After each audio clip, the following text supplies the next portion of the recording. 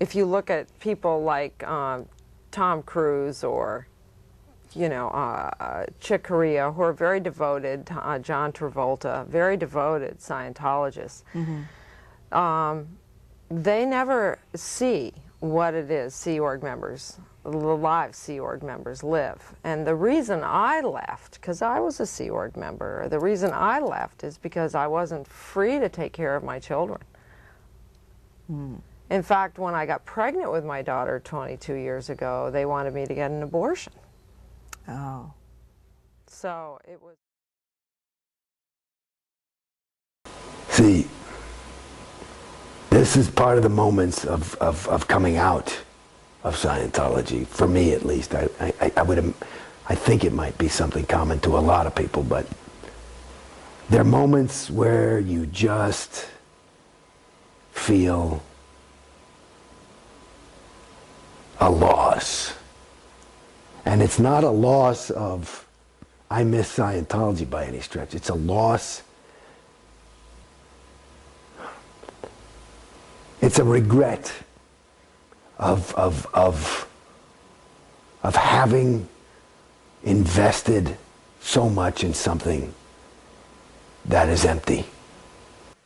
Can you imagine what it would be like to have a person at your beck and call and complete disposal, your slave, who not only was a slave by force, but by you know, you've got them by the mind, not the balls. You got them by the mind. So they're in love with you, devoted to you, to do whatever you want for their entire lifetime. Okay? And you can just get them, so they're working, let's say, I mean, just a person working 100 hours probably is what the average Sea Org person works a week. I'd say about 80 to 100 hours a week. What's the minimum wage on that? Is, you know, I mean, it's not even minimum wage shit. I mean, they build the buildings. They do everything. High-tech stuff. I mean, is it worth at least $75,000 a year? So that's it. And then you get that for 50 years, 40 years, because they get them when they're teenagers.